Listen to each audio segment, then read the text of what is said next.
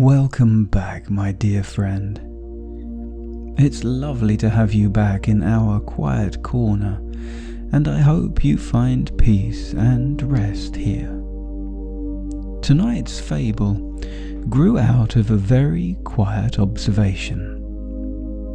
Sometimes when we look at the world around us, we get so caught up in what is loud, what is tall, and what takes up the most space. We measure things by their outside edges. But one quiet evening, as I watched the sunset turn the sky to a soft lavender, I noticed a tiny patch of moss growing in the crack of a massive stone wall. The wall was grand, but it was cold.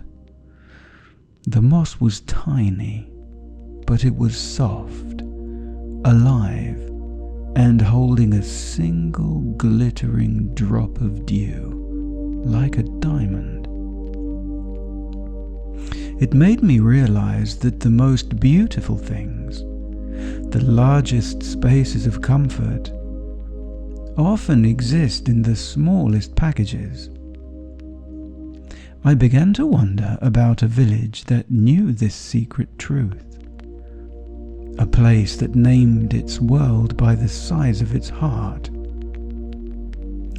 And so let us slip into our heavy wool coats and walk over the misty ridge to Larkspur-under-Hill. The autumn morning broke in a spectacular wave of pale gold and quiet promise. High above the valley dales, the sky was a clean, polished slate, completely empty of clouds, save for a few stray ribbons of silver mist that clung to the upper ridges. Outside Rosehip Cottage, the morning air was sharp and crisp, carrying the dry, spiced perfume of fallen beech leaves, and the faint, sweet scent of distant chimney smoke.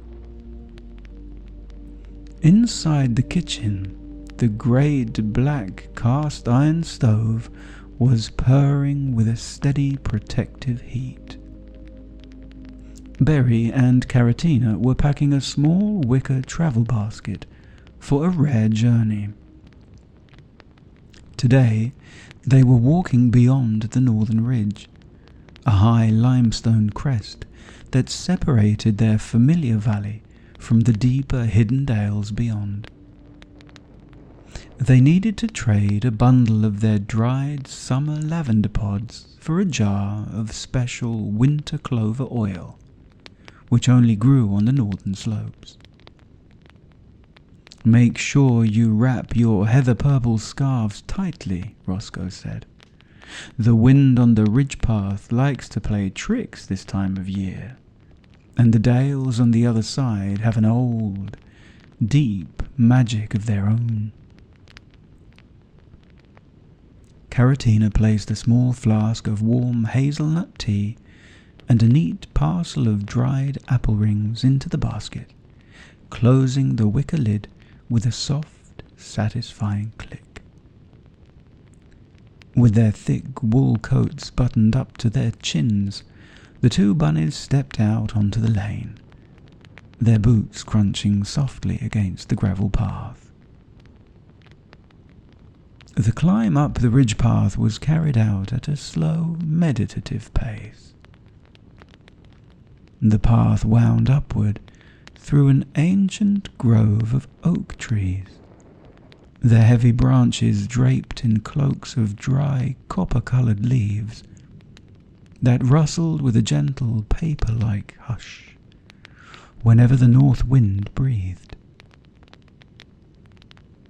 With every step higher, their own valley seemed to tuck itself beneath a blanket of blue morning mist, until at last they reached the very top of the limestone crest.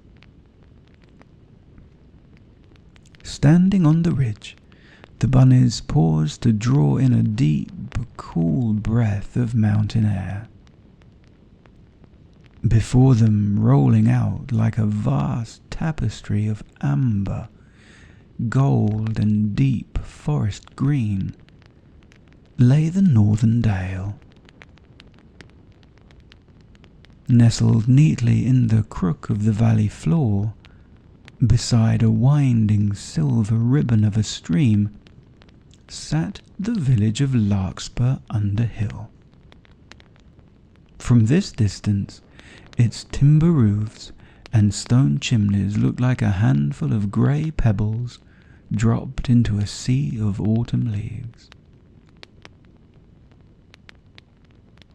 Descending the northern slope, the path smoothed into a wide, pleasant lane bordered by old dry stone walls. The air down here felt subtly different, thicker, quieter, and holding an ancient, restful stillness that made the bunny's ears drop into a state of total, untroubled relaxation. They crossed the parish boundary marker, a smooth stone pillar carved with a sleeping sparrow, and stepped into the quiet lanes of the new village, completely unaware of the beautiful confusion that awaited them. As they entered the village common, the bunnies found themselves in a delightfully neat cobblestone square. The houses were built from dark river stone with heavy oak timbers, their windows reflecting the golden autumn sun. An old, dignified badger, wearing a faded tweed waistcoat, was standing near a public notice board, using a small broom to sweep away the fallen leaves with slow, rhythmic strokes. Berry stepped forward, tipping his cap politely. "Good morning, sir. We are travellers from the southern dale, looking to find the marketplace. Could you perhaps guide our steps?" The badger paused, leaning comfortably on his broom handle, his dark eyes twinkling with a gentle, hospitable warmth. "A very pleasant morning to you, young travellers," he replied, his voice a deep, gravelly hum. "You've picked a beautiful day to visit Larkspur. To find the merchants, you must simply walk straight down this lane until you cross the widest bridge over the stream. From there you look up and follow the shadow of the tallest spire.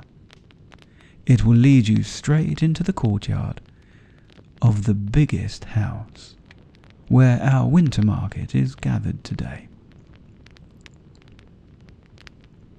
Berry and Carrotina thanked him warmly and set off down the lane, following his instructions exactly. But as they walked, the world began to present itself in a most peculiar fashion. They soon came to the riverbank, where the clear rushing stream divided the village. According to the badger, they were looking for the widest bridge. Ahead of them stood two structures that crossed the water. The first was a massive, grand stone bridge with 3 sweeping arches, wide enough for 2 heavy timber hay wagons to pass each other without brushing wheels.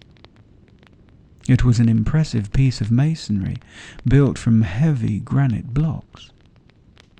But beside it, just 20 paces down the bank, was a tiny, narrow footbridge fashioned from a single ancient oak log, smoothed flat on the top with a simple rustic handrail made of twisted willow branches.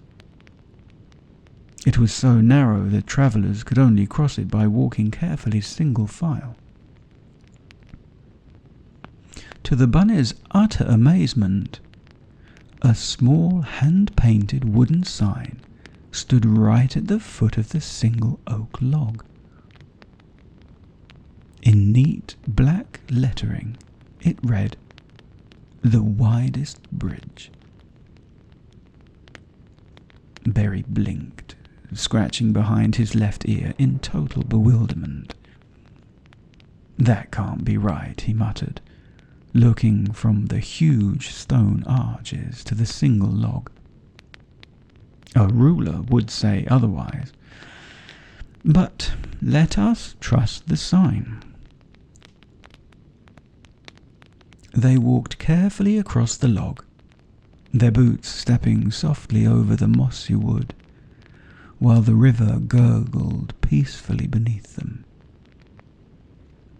Once on the other side, they paused to look for the next landmark, the tallest spire. They scanned the village skyline. At the far end of the square stood a grand stone town hall with a soaring slate-tiled tower that pierced the sky, its weather vane catching the high wind far above the tree line. It was easily the highest structure for miles around. Yet when they looked toward the market square, their eyes fell upon a tiny, stubby little wooden belfry, sitting atop a small tool shed. It was so low that its roof barely cleared the eaves of the neighbouring cottages. And there, carved deeply into the lintel of the tiny wooden shed, were the words, "The Tallest Spire." Carrotina stopped in her tracks, her long velvet ears twitching with deep puzzlement as she held the wicker basket tight. "Berry," she whispered, her nose working rapidly. "Up is down and big is small beyond the hill.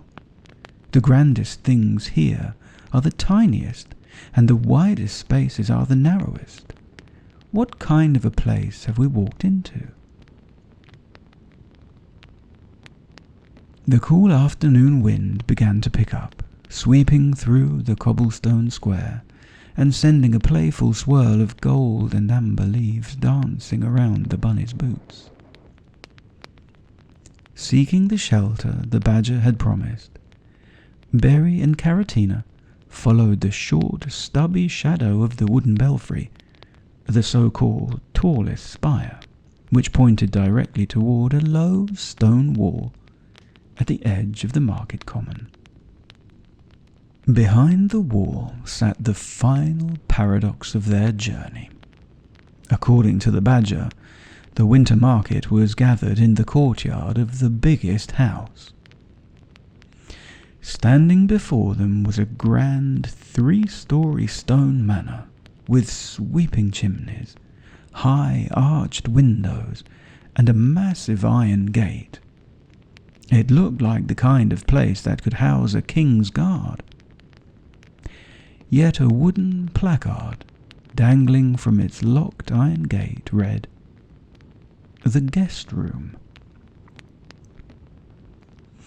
Tucked quietly into the shadow of that huge manor, almost completely hidden by a thick curtain of wild ivy and sweetbriar, sat a miniature stone cottage. It was incredibly tiny. Its thatched roof hung so low that a tall hare would have to duck his head to pass between the eaves, and its single chimney emitted a lazy, twisting ribbon of sweet-smelling birch smoke. Hanging right above its weathered timber door was a beautifully polished brass plate gleaming brightly in the autumn twilight. the biggest house. Before Berry could even reach out a paw to knock, the heavy wooden door swung open with a soft, warm creak. A wave of incredible comforting heat rushed out into the chilly air, carrying the rich, savoury aroma of roasted chestnuts, melted butter, and a deep, simmering pot of wild hazelnut soup. Standing in the doorway was a tiny field mouse, no bigger than a teacup, wearing a spotless white apron and a pair of spectacles balanced precariously on her shiny black nose. It was Mrs. Puddlewick. "Oh, come in, little travellers," she chirped, her voice like the merry chime of a silver bell. "Don't stand out there letting the frost nip your ears. There's plenty of room at the hearth, and the soup is just reaching a perfect simmer." Berry and Carrotina looked at each other in absolute astonishment. They had to stoop low to step across the threshold, fully expecting to feel cramped and crowded inside a room so small. But the moment their boots touched the warm flagstone floor, a most extraordinary sensation came over them. The cottage did not feel small at all. Inside, the single room was filled with what felt like half the village. In one corner, 3 hedgehogs were sharing a long bench, laughing softly as they mended a collection of winter cloaks. Near the hearth, 2 elderly squirrels were roasting acorns on long brass prongs, while a family of field mice played a quiet game of marbles on a beautifully woven rag rug. There was only one table, and it was crowded with mismatched wooden stools, yet every time a new neighbour walked through the door, the folks already sitting simply smiled, leaned closer together, and made a perfectly comfortable space. The tiny cottage felt infinitely vast, expanding not outward into the cold stone, but inward into the pure, unadulterated warmth. Mrs. Puddlewick bustled about the room, her tiny paws moving with practised, unhurried grace. She guided Berry and Carrotina to 2 cosy stools right by the roaring cast-iron stove, and handed them each a deep, earthenware mug filled to the brim with warm, spiced hazelnut soup. "Thank you kindly, Mrs. Puddlewick," Carrotina said, taking a slow, comforting sip that instantly sent a wave of safety tingling down her toes. "We are deeply grateful for your hospitality. But if we may ask a polite question, our minds have been in a tangle ever since we crossed the ridge. Why is it that the smallest cottage in the dale is named the biggest house? And why is the log a wide bridge, and the short belfry a tall spire?" The little mouse chuckled softly, her spectacles sliding down her nose as she sat on the edge of a cinnamon box. The entire room seemed to quiet down slightly, the gentle hum of conversation softening into the comforting background rustle of the hearth fire. "Ah, the old names," Mrs. Puddlewick murmured, her eyes reflecting the amber glow of the embers. Generations ago, young ones, our ancestors built a village just like any other. They built a massive stone cathedral with the tallest spire in the land, and a great manor with 40 empty rooms. But do you know what happened? The tall spire made the neighbours feel small and insignificant. The 40-room manor made the folks in the cottages feel poor and envious. Everyone spent their days arguing, trying to build things larger than their neighbours, just to prove they were grand. She paused, taking a slow sip of her own tea. So the elders gathered by the river and decided to change the metric. They realized that the grandest things in life cannot be measured with a ruler or a tape measure. They are measured by how much space they make for others. She gestured around the lively, cozy room. Yes, this cottage is tiny, but it is the only house in the parish where the door is never locked, where a stranger is always given the seat closest to the fire, and where more love and laughter are packed into 2 rooms than could ever fit in a cold stone manor. And so, it is the biggest house.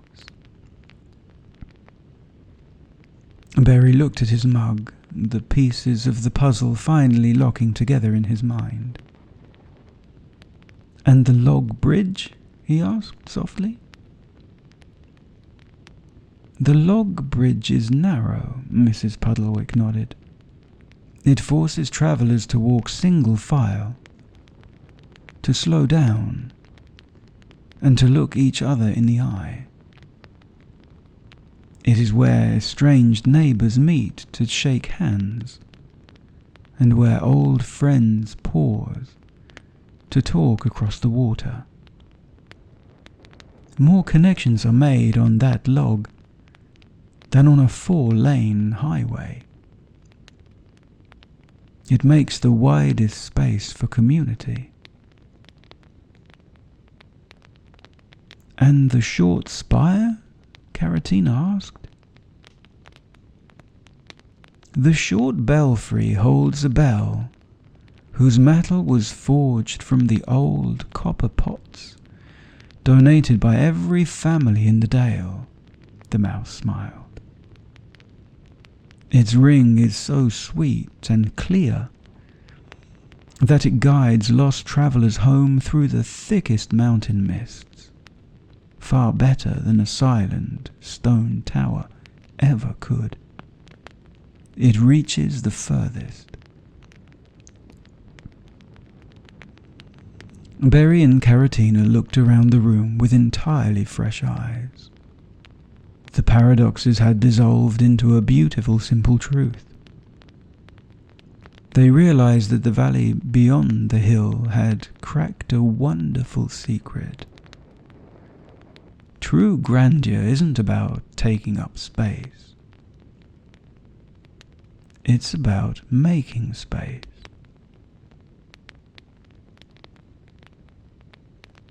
The final hours of the afternoon dissolved like a drop of golden honey in a cup of chamomile tea. Having successfully traded their bundles of summer lavender for a beautiful heavy ceramic crock of winter clover oil, Barry and Carrotina bade a warm farewell to Mrs. Puddlewick and the gentle folks of Larkspur-under-Hill. As they stepped back across the single log bridge, feeling its narrow timber beneath their boots with a new-found reverence, the twilight was already beginning to paint the sky in deep shades of plum, indigo, and soft slate grey. They climbed the northern slope at a slow, deliberate pace, their breathing rhythmic and steady in the crisp, cooling air. By the time they reached the limestone crest of the ridge, the first evening stars were beginning to appear, blinking like tiny silver lanterns hung out across the velvet sky. The bunnies paused at the peak, turning to look back one last time at the tiny village nestled in the valley floor.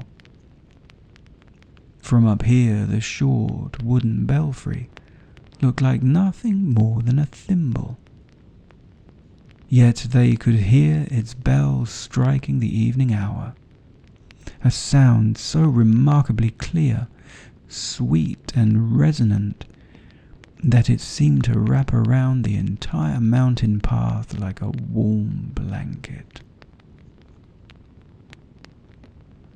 I think my eyes see things a little differently now, Carrotina, Berry said softly, his breath rising in a gentle white puff of steam. Mine too, Carrotina whispered, adjusting the wicker basket in her paw. The world is full of things that look grand on the outside, but it's the small, kind spaces that hold the most room. Turning south, they descended into their own familiar valley. The path home was a dreamy downstream march through the shadows. The dry oak leaves rustled a quiet, sleepy hush along the hedgerows, and the cold air carried the comforting scent of home.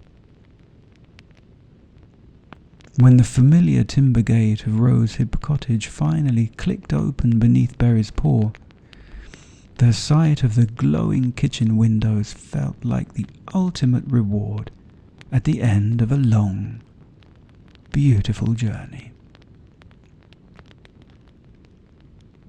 A total blissful stillness settled over the kitchen of Rosehip Cottage the moment the heavy oak door was latched tight against the autumn night. Inside, the world was small, safe, and perfectly contained. The great black cast-iron stove welcomed them back with its deep, familiar amber glow, radiating a steady, protective heat that instantly made their ears relax and their chilled toe beans tingle with returning warmth. Moving with unhurried cooperation, the bunnies unpacked their prize. Berry placed the heavy crock of winter clover oil on the cool pantry shelf, its terracotta surface smelling faintly of sweet summer meadows. Carrotina carefully folded their wool coats, hanging them neatly on the brass pegs behind the door.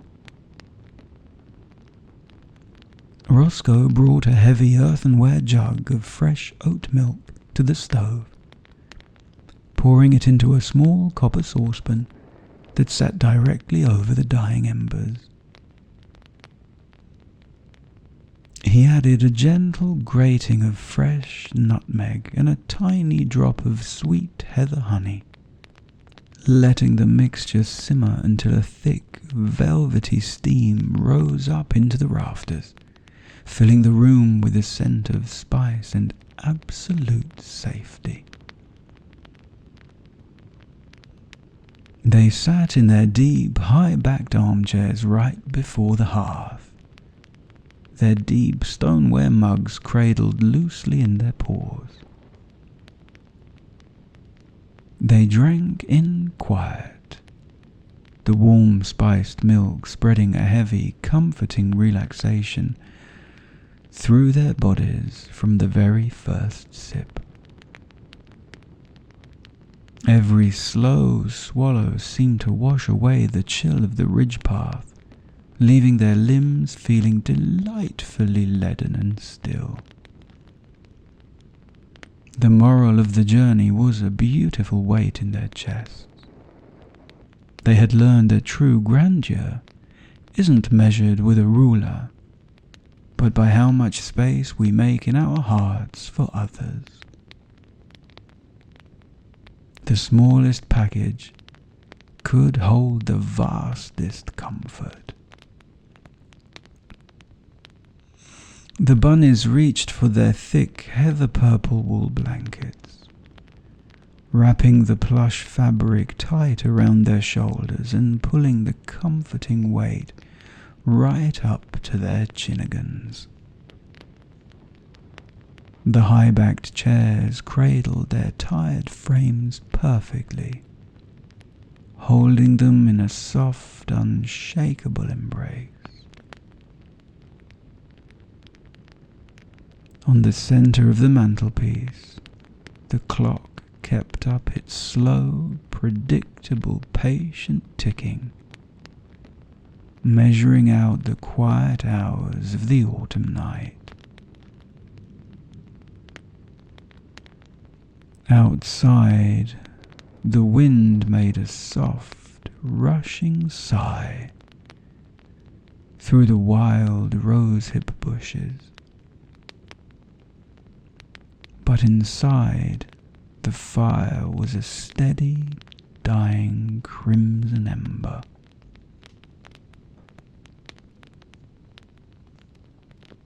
With the soft, warm breathing of his companions filling the room, Berry let his eyes close fully. One by one, their minds emptied of paths, paradoxes, and villages, letting themselves drift away into the quiet, dark sea of an unbroken sleep.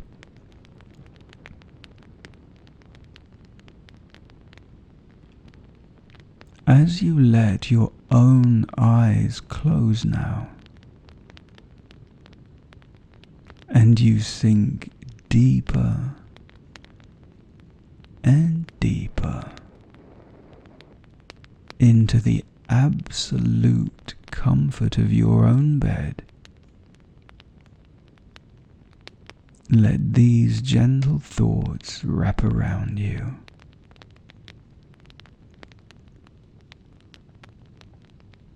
My day is beautifully complete, and I can rest now.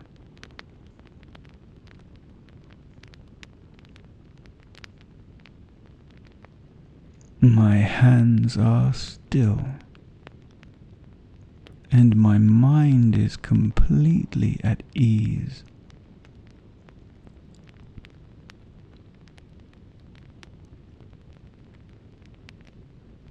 I am surrounded by warmth, safety, and quiet comfort.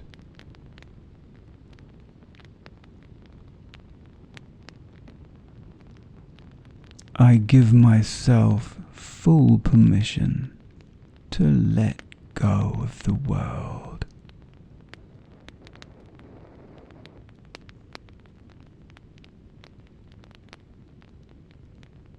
I am perfectly protected, and all is taken care of.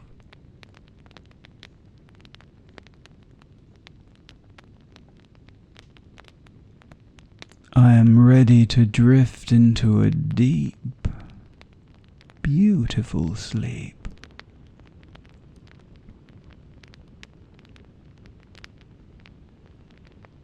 Let the slow, lazy pulse of the night carry you deeper and deeper into the quiet dark. The ridge is crossed, the market is closed, the neighbours are well, the valley is fast asleep, you are entirely safe.